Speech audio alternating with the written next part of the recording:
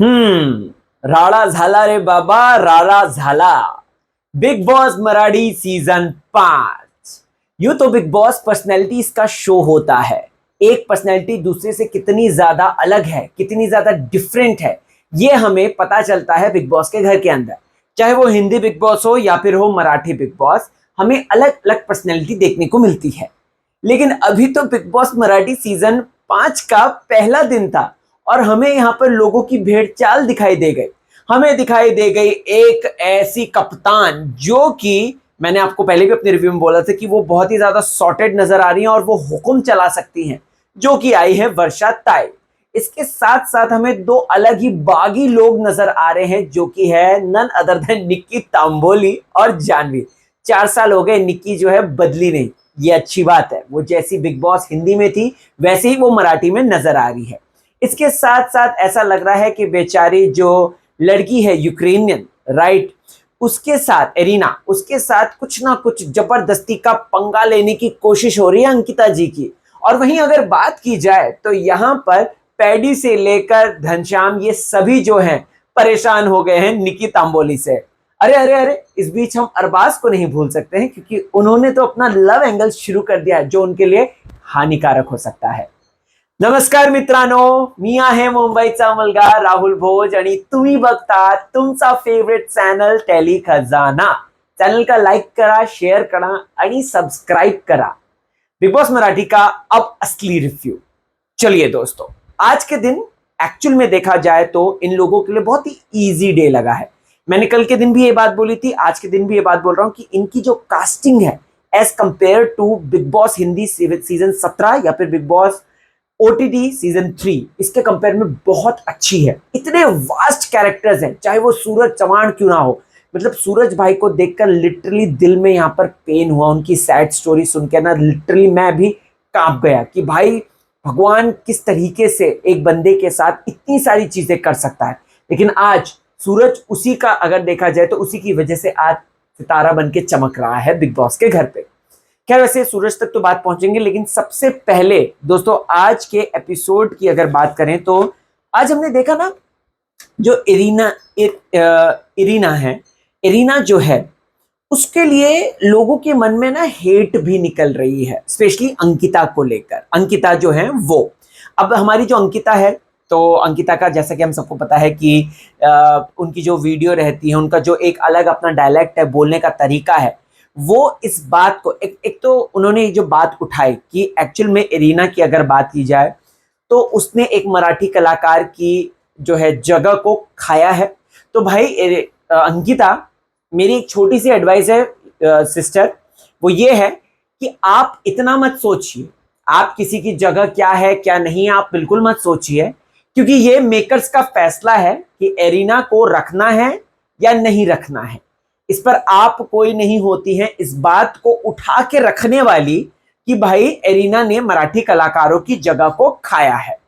अगर वो लड़की मराठी सीखने की कोशिश कर रही है, अगर वो लड़की हिंदी सीखने की कोशिश कर रही है और वो थोड़ी बहुत इस शो से सीख कर जाती है, तो भैया इसमें कोई भी गलत नहीं है। चैनल को और प्लस प्रोडक्शन को अगर उससे बेनिफिट हो रहा है, then you are no one to raise this point. तो भाई मैं अंकिता की इस बात से बिल्कुल भी सहमत नहीं हूं। मुझे लगता है कि सभी को एक इक्वल मौका देना चाहिए, और अगर एरिना को थोड़ी बहुत मराठी आती है और अगर वो कोशिश कर रही है और सीख रही है, तो उस पर इनको कोई एतराज नहीं होना चाहिए। प्लस दूसरी उन्होंने बात उठाई कि लोग उनसे मराठी हिंदी ना सिखाकर उनको इंग्लिश में ही बात कर रहे हैं। इस पॉइंट से मैं सहमत हूं, क्योंकि ऐसे में एरिना, ऑब्वियस सी बात है, स्टेज पे रितेश देशमुख साहब ने घनश्याम जी को इसलिए उनके साथ रखा था ताकि वो सीखे थोड़ा, और एरिना कोशिश भी कर रही है। लेकिन लोग बाग जो यहाँ पे उसकी कंफर्टेबल हो गए, मतलब ये एक्चुअल में यार हम भारतीयों की एक है, ये हैबिट है। अब्दू भी आया था, अगर आपको याद होगा तो, अब्दू या जद हदीद अगर आया था, तो इन लोगों ने मतलब मनीषा रानी को छोड़ के और बाकी सब है ना उससे इंग्लिश में वार्तालाप करते थे, बातचीत करते थे। तो मैं इस बात के अगेंस्ट था। अगर आपने मेरे पास के रिव्यूज देखे होंगे तो मैं इस बात को लेकर था, जद हदीद हमारा गेस्ट है, उसको हिंदी सिखाओ, हिंदी शो में आए, हिंदी क्यों नहीं बोलेगा वो, हिंदी बोलने में काहे की शर्म रहे। तो ऐसे आप मराठी शो में आए हो तो मराठी सीखो, मराठी समझो और मराठी में बोलने की कोशिश करो, जैसे कि मैं कोशिश करता हूं। I am a non Maharashtrian, non Marathi, लेकिन आई एम महाराष्ट्रियन। मैं कोशिश करता हूँ कि मैं सीरियल को देखूं, सीखूं, चीजें जानूं, पहचानूं, क्योंकि बहुत ज्यादा इंटरेस्टिंग है ये लैंग्वेज, बहुत ज्यादा इसमें न्यूएंसेस हैं, बहुत सारी इसमें अदाएं हैं, राइट। तो ऐसे में अगर कोई लड़की कोशिश कर रही है, रीना कोशिश कर रही है, तो इस पे अंकिता को कोई भी हर्ज नहीं होना चाहिए, बट कंटेस्टेंट्स को जो है उनको सीखना चाहिए, उनको सिखाना चाहिए उसको कि भाई ऐसा नहीं, इसको ऐसा बोल, इसको ऐसा बोल, इंग्लिश में उससे वार्तालाप नहीं करनी चाहिए। मैं इस पॉइंट से बिल्कुल सहमत हूं, राइट। अब आते हैं हमारी चौधरी ताई को लेकर। वर्षा ताई की अगर बात करें दोस्तों, तो वर्षा ताई ने आते ही जो कमान संभाली है, मैं अगेन कहना चाहता हूं कि बिग बॉस में अगर आप इस तरीके से अपने आप को पूरा मतलब पूरा अपने आप को एकदम पूरा कैप्टनशिप के, हाँ वही मैं ये कर सकती हूँ, मैं वो सब, वीकेंड के बार पे इस पे बात होती है। मुझे तो अब ये है कि रितेश देशमुख साहब जो कि वर्षा ताई को देख के पूरा लोटपोट हो गए थे, मतलब कि पूरा नतमस्तक हो गए थे, वो ताई को अब कैसे जो है समझा सकते हैं या बोल सकते हैं। जैसे बिग बॉस ने तो बोल दिया ना कि अगर देखा जाए आप तो चलाने की कोशिश कर रही हैं सबको, और जो है आपकी मर्जी का कर रही हैं, ये बात जब उन्होंने बोली, तो मैं यहाँ पे कह रहा हूँ कि रितेश सर कैसे बोलेंगे, क्योंकि रितेश देशमुख जो है उनको देखकर बड़े हुए हैं, एडमायर करते हैं वो, तो वो इस तरीके से कैसे डांट सकते हैं उनको, ये देखना इंटरेस्टिंग होगा वीकेंड के बार पे, वीकेंड चढ़ाओ पर, राइट। अब यहाँ पर जब इन्होंने शो में अपना दबदबा बना रही है कि मैं, क्योंकि देखो अगर आप शो में आते ही अपनी चीजें रखने लग जाओ कि वॉशरूम ऐसे होना चाहिए, लड़कियों का लेफ्ट होना चाहिए, लड़कों का राइट होना चाहिए, बिस्तर जो है सब लड़कियां एक तरफ, लड़के एक तरफ, ये जब आप चीजें करने लग जाते हैं ना, तो बिग बॉस जो कलेश, क्योंकि बिग बॉस क्या है पैटर्न, एक कलेश का है, लोगों की आइडियोलॉजीज आपस में आपस में एक साथ ना मिले, एक अलाइनमेंट में ना आए, और जब कभी भी ऐसा कोई कंटेस्टेंट करता है तो बिग बॉस उसको परेशान करके रख देते हैं, ये बात हम सबको पता है। आप हिंदी बिग बॉस देख लीजिए, मराठी बिग बॉस देख लीजिए, मराठी में भी बहुत लोगों ने किया था, जिसको केलकर, अगर आपको याद होंगे तो केलकर जी उनका गेम एक्सपोज करके रख दिया था शिव ठाकरे को जो चलाते थे। तो वर्षा ताई और केलकर अगर आपको याद होंगे तो सीजन 2 में आए थे।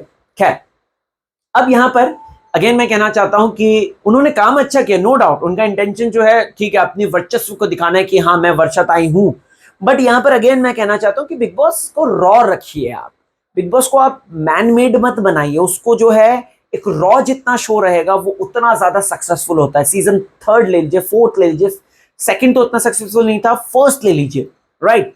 तो मुझे ऐसा लगता है कि टेक्निकली इनको रॉ रखना चाहिए, तभी जाके शो होगा। और वर्षा ताई को वीकेंड के बार पे बात समझानी चाहिए रितेश देशमुख को कि भाई आपको जो है चीजों को उन्होंने ये सब चीजें करी, अच्छा करा, लेकिन एक कॉन्फ्लिक्ट नहीं हुआ, लोगों ने उनकी हाँ में हाँ मिला दी, लोगों ने उनकी हाँ में हाँ मिला दिया कि हाँ वर्षा ताई आप ठीक कह रहे हो, हम आपके पॉइंट से सहमत है। सिर्फ मुझे जो बागी किरदार लगे वो एक निक्की तांबोली लगी और मुझे एक जानवी लगी, मुझे ऐसा लगा ये दोनों जो है रंगा बिल्ला बनेंगी आगे जाके, और ये दोनों जो है लोगों की नाक में दम कर देंगी, जो कि इवेंचुअली निक्की बोलते हुए भी नजर आई है कि हाँ लगा लो बेड, वैसे भी इन लोगों को एक कुछ दिनों की बात है, फिर तो इन लोगों को निकालना है। मुझे निक्की का यही कॉन्फिडेंस अच्छा लगता है, बट अगेन निक्की का ओवर कॉन्फिडेंस भी कहीं जगह पे देखने को मिलता है, और ऐसे में देखना ये होगा कि निक्की अपने ओवर कॉन्फिडेंस को दबा के अपने कॉन्फिडेंस को कैसे दिखाएगी।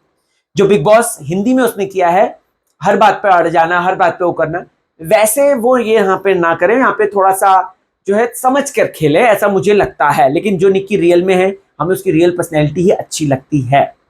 Okay, moving on. अब दोस्तों ये सारी चीजें हुई थी। जानवी, अगेन मैं कहना चाहता हूं, जानवी को अपना पॉइंट रेस करना चाहिए था कि अगर मैंने करेंसी छोड़कर, राइट, अगर मैंने करेंसी छोड़कर बेड लिया है, उसको लाउडली बोलना चाहिए था, उसको इस बात को लेकर है ना अड़ जाना चाहिए था। और देखो भैया, आप स्टार्टिंग में अगर अड़ गए तो लोग आपको बुली करने वाले नहीं होते हैं। अगर वर्षा ताई की अगर बात करें तो जो है उन्होंने जिस तरीके से चीजें बोली, इनको दबी जुबान पे नहीं बोलना चाहिए था, निक्की को, इनको। लेकिन अगेन ये शो जो है ये मराठी शो है, मराठी ऑडियंस बहुत सिंपल होती है, स्वीट होती है, और उन लोगों को ये सब चीजें नहीं पसंद है कि कोई लड़का जो है एक लड़की के बेड में सो रहा है, लड़का लड़की शेयर कर रहे हैं, ये सब चीजें बिल्कुल भी पसंद नहीं होती हैं। और ऐसे में इन्होंने भी हाँ में हाँ मिलाई, जो कि ठीक है, I totally agree with that, I totally respect that. But again मैं कहना चाहता हूं कि वर्षा ताई के खिलाफ जो है बगावत शुरू हो चुकी है। निक्की और जानवी जो है इस बगावत को आगे लेकर जाएंगे, आई एम 101% श्योर। और बाकी के कंटेस्टेंट्स मुझे जो है ऐसा थोड़ा सा ढीले ढाले लगे, स्पेशली मुझे योगिता श्रवण की बात करें तो उनसे एक्सपेक्टेशंस थी कि वो बोलेंगी, क्योंकि स्टेज पे उनकी एंट्री बहुत सॉलिड हुई थी। बट यहाँ पे जानवी उनसे आगे दिखी है, पता नहीं आगे क्या होता है, लेकिन जानवी जो है काफी स्टैंड ले रही है और मुझे ऐसा लग रहा है कि वो अड़ंगा डालेगी और पब्लिक को वहीं देखने में मजा आएगा, अगर आपको याद होगा तो। अब शिवानी याद है आपको? Shivani big boss Marathi season 2 में आई थी, वो वैसी मुझे थोड़ी लग रही है, थोड़ी बहुत वैसी लग रही है, अड़ंगा डालने वाली। अब यहां पर जो है घनश्याम दादा, अरबाज और इरीना, मुझे अरबाज का कोई कंटेंट नजर नहीं आ रहा ऑनेस्टली स्पीकिंग। मैं अरबाज के लिए एक्साइटेड था इस बार, मतलब अभी भी हूँ, उसको देखना चाहता हूँ कि वो स्प्लिट विला में जो उसने इतना चार्म दिखाया था, क्या वो यही सोच कर आया है? यहाँ पे सबसे बड़ा सवाल यही आता है, क्या वो यही सोच कर आया है कि मैं बिग बॉस के इस सीजन में आऊंगा, मतलब कि मराठी में आऊंगा तो मैं जो है अपने निकी तंबोली को चार्म कर दूंगा, और निकी तंबोली जो कि उससे लेवल में वाइज काफी आगे है तो उसके साथ कंटेंट डेवलप करूंगा। क्योंकि मुझे उनकी कॉन्वर्जेशन में बहुत अटपटी सी लगी, बहुत वियर्ड लगी कि आप कितने का चाहती है, मैं 30 का चाहती है, मैं 30 का हो जाऊंगा, कितने का आपको फिक्स करना है। मुझे ऐसा लगा कि he is trying to charm Nikki Tamboli, but Nikki Tamboli बहुत स्मार्ट है, शी नोज एवरीथिंग, और जब वो शो में आ रही है तो वो बहुत डिटेल के साथ भी आई होगी, उसको पता होगा अरबाज का, और ऑफ कोर्स नाम तो चारों तरफ था ही था। तो ऐसे में निकी तंबोली के ऊपर है कि वो अरबाज को ज्यादा लाइन दे या ना दे, या फिर निकी जो है वो वैभव की तरफ हाथ बढ़ाए, या जो भी है, मतलब लेट्स सी, देखते हैं। दोनों ही लड़के अच्छे दिखते हैं, स्मार्ट दिखते हैं, बट मुझे ऐसा लगता है कि अरबाज का इस वक्त जो कंटेंट और जो जितना इशारा है वो निक्की के साथ फ्लर्टिंग करने में है, या निक्की को चार्म करने में है, निक्की को अपनी तरफ आकर्षित करने में है, उसका ज्यादा लग रहा है। बट मुझे जहां तक पता है कि अरबाज तो शायद शादीशुदा है, राइट? तो ये कैसा, या गर्लफ्रेंड है, पता नहीं यार, मैंने उसके बारे में ज्यादा डिटेलिंग नहीं करी है।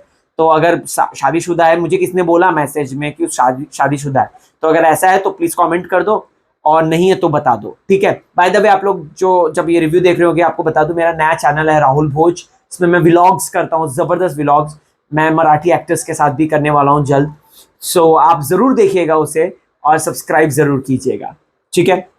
अब दोस्तों यहाँ पर जो है सोते टाइम, अगेन इरीना की अगर बात करें तो उसने जो लाइन बोली थी, मैं सोने जा रही हूँ, लेकिन सूरज चव्हाण, वैभव चव्हाण और पैडी जी ने उसका मजाक जोड़ाया था कि मैं सोने का, मुझे सोने का है, तो आप लोग जो है शांति बनाए। तो उन्होंने कहीं ना कहीं ये समझा नहीं, और मुझे ऐसा लगता है कि यहाँ पर उनको समझना चाहिए था उसकी, क्योंकि मराठी में लैंग्वेज में कभी कभार क्या है ना, एक ही लाइन के दो मीनिंग होते हैं ज्यादातर।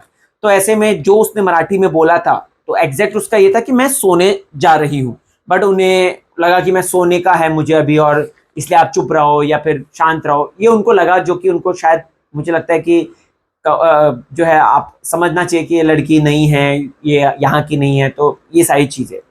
अब दोस्तों मुझे सूरज कैरेक्टर के बारे में, मुझे जब वो आए थे सूरज चौहान, सच बताऊं तो वो बिल्कुल भी ऐसा नहीं लगा कि ही हैज समथिंग, बट आज के एपिसोड में सूरज का जो इनोसेंस है, सूरज की जो बातें हैं, स्पेशली मुझे सूरज का जो स्टोरी थी, बैक स्टोरी थी, वो मुझे सच में बहुत बहुत ज्यादा टची लगी, दिल को छूने वाली लगी। और मुझे ऐसा लगा कि यार सूरज भाई के साथ है ना बहुत गलत हुआ है, जिंदगी में बहुत गलत हुआ है, क्योंकि वो एक टाइम पे बड़ा इन्फ्लुएंसर था। ये पैडी खुद बात करते हुए नजर आए जब वो धनंजय जब बात कर रहे थे निकी तंबोली से, तो मुझे ऐसा लगा कि वो बंदा मतलब कहाँ से कहाँ था, और कैसे वो कितना सीधा बंदा है, उसको किस तरीके से यूज किया लोगों ने, उसको कितना गलत डायरेक्शन दिया है। बिग बॉस में अभी वो आया है, बस मेरा ये रिक्वेस्ट है सूरज से कि किसी को भी अपने कान मत दे, किसी पे भी भरोसा ना करे, और अपना खुद का दिमाग चलाए, क्योंकि सूरज की इनोसेंस ही उसको, मतलब मुझे ना थोड़ा बहुत शिव ठाकरे जब स्टार्टिंग में इनोसेंस आए थे, याद है आपको? बिग बॉस मराठी में मुझे शिव ठाकरे बहुत अच्छे लगे थे, हिंदी बिग बॉस में तो थोड़े वो एक मुंबई का रंग चढ़ जाता है, ऐसा लगा मुझे उनका, वो एक हो जाता है, एक स्टार एटीट्यूड आ जाता है। बट लेकिन मुझे बिग बॉस मराठी में बहुत सीधे लगे थे, वो बहुत अच्छे लगे थे, एकदम जेन्युइन लगे थे मुझे। तो अब मुझे ऐसा लगता है कि सूरज का भी वैसे ही है, बहुत सीधा लगा बंदा। वो जब वो वॉशरूम का दरवाजा चेक कर रहा होता है, पूरा देख भाई गरीबी से आया है बंदा, हम भी अगर आप और मैं ही हैं लगभग लगा जो मिडिल क्लास वाले लोग हैं, हम लोग अगर कोई स्वीट में प्रेसिडेंशियल स्वीट होती है, रेसिडेंशियल स्वीट होती है, वहां पे जाते हैं, तो वहां पे जाएंगे तो हम लोग भी अरे अच्छा ये भी हो सकता है, अरे अच्छा ये भी हो सकता है, ये सब है। तो उस बंदे की एग्जैक्ट वो चीजें वो नजर आई वर्षा ने उसकी मदद करी, मुझे अच्छा लगा वो, और उसकी स्टोरी काफी टची है। तो मैं यही कहना चाहूंगा कि सूरज भाई यार दिल जीत लिया, बस आप खेल अच्छा करना तो ऑडियंस आपको देखना पसंद करेगी। इसके साथ साथ दोस्तों अभिजीत सावंत और पुरुषोत्तम दादा की एक मुझे अच्छी लगी बात कि उन्होंने जिस तरीके से अपनापन करके अभिजीत सावंत को इनवाइट किया, पुणे आओ रहो, तो वो अच्छा लगा। उनका एक नेचर लगा कि हाँ जो देखो भगवान के जो करीब पहुंच जाता है ना, तो वो है ना अपने आप को कुछ नहीं मानता है, राइट। अभिजीत सावंत का मुझे ऐसा लगा एटीट्यूड थोड़ा सा कि हाँ ठीक है, I am a big star और ये तो जस्ट अभी नए नए हैं, ऐसा मुझे एटीट्यूड नजर आया। Maybe I am wrong, but लेकिन ऐसा मुझे नजर आया उनका। अब इसके साथ साथ यहाँ पर दोस्तों जो है पानी का मुद्दा हो गया, ठीक है। अब ब्रश वश करने बैठ गए ये लोग, आर्या वार्या ये सब जो है ब्रश वश करने बैठ गए, पानी नहीं आ रहा है यहाँ पे, वर्षाताई पानी नहीं आ रहा, सब घर में पॉलिटिक्स, भैया पॉलिटिक्स। लेकिन वर्षाताई सो स्मार्ट यार, वो बंदी यहाँ पर उसको पता है, मुझे ओवर भी लगा हाँ थोड़ा सा, मैं बताता हूँ कहाँ। अब वर्षाताई को है ना यहाँ पे पता है कि भाई बिग बॉस का पानी तो आएगा ही, तो भाई लड़ गई कि नहीं बिग बॉस पानी भिजवाओ, अब करेंसी, ऐसी करेंसी का क्या अचार डालना, करेंसी का क्या फायदा लेकर जब हमको पानी ही नहीं मिलेगा अचार डालेंगे इसका। और फिर जब बिग बॉस ने जब उनको बुलाया, वो वर्षा ऐसा करके बोला था, भाई साहब कैसे एक पल हाँ क्या बोले बिग बॉस, मुझे फेक लगा, ऑनेस्टली स्पीकिंग मुझे फेक लगा वो थोड़ा सा। वर्षाताई का बहुत रिस्पेक्ट है मेरे दिल में, लेकिन अगेन वो मुझे उस पर्टिकुलर पोर्शन में ऐसा लगा कि वो फेक किया उन्होंने थोड़ा सा। तो वर्षाताई की अगर मैं बात करूं तो उन्होंने मतलब एकदम उनको पता था कि पानी आने वाला है, लेकिन शी इज वेरी स्मार्ट। उन्होंने सब घर वालों को दिखाने के लिए कि देखो मेरा दबदबा है, मेरी बात सुनी बिग बॉस ने, इसलिए वो पूरी एकदम स्पीच अपनी लंबी चौड़ी एकदम फुल तैयार कर दी उन्होंने। तो लगा कि हाँ थोड़ा सा इनका हिसाब किताब है। अच्छा इस बीच में मुझे हंसी आई, ये अपने सौरभ जो है, सौरभ चौहान, वैभव चौहान सॉरी, वो पूछते हैं कि भाई तू ब्रश कहाँ से कर आया, वो कहता है कि मैं जो पीने वाला पानी है उससे ब्रश कर आया हूँ। मुझे इतना फनी लगा कि यहाँ पे क्या चल रहा है, लोग आपस में पानी को लेकर क्या लड़ रहे हैं क्या नहीं लड़ रहे हैं, और ये यहाँ पर अपने अलग ही रामायण चला रहे हैं, तो वो थोड़ा सा फनी लगा मुझे। इसके साथ साथ आज धनंजय काफी अच्छा निकल कर आया मुझे, जब उन्होंने मुद्दे वाली बात उठाई थी, जब बेडिंग को लेकर उठाई थी, जब निकी तंबोली और उनकी बात हुई थी, अगर आपको याद होगा तो उस समय मुझे धनंजय काफी प्रॉमिसिंग लगे। धनंजय का मैंने आपको ऑलरेडी एक बात बताई थी, धनंजय का बाहर से वो सीधा बंदा दिखता है, लेकिन अंदर ही अंदर वो बहुत स्मार्ट और तेज बंदा है, जो कि सेकंड डे बिग बॉस में जब खुलते हुए नजर आते हैं तो वो नजर आ गए, राइट, तो वो नजर आ गए, मुझे ऐसा लगता है। फिर बिग बॉस ने अनाउंसमेंट कर दी थी, पानी आ गया दोस्तों यहाँ पर लोगों के। वर्षाताई की जो चीजें हैं कि आप बिग बॉस को चलाने की कोशिश कर रही हैं, तो निक्की और वो एक दूसरे को इशारा कर रही हैं। मैं अभी अगेन कहना चाहता हूँ, निक्की तंबोली जानवी वर्सेस वर्षाताई होगा ही होगा, और बिग बॉस के घर में जैसे वो रुबीना की नहीं सुनती थी, वो वैसे ही यहाँ पे सेम होने वाला है, मुझे ऐसा देख के लग रहा है, राइट।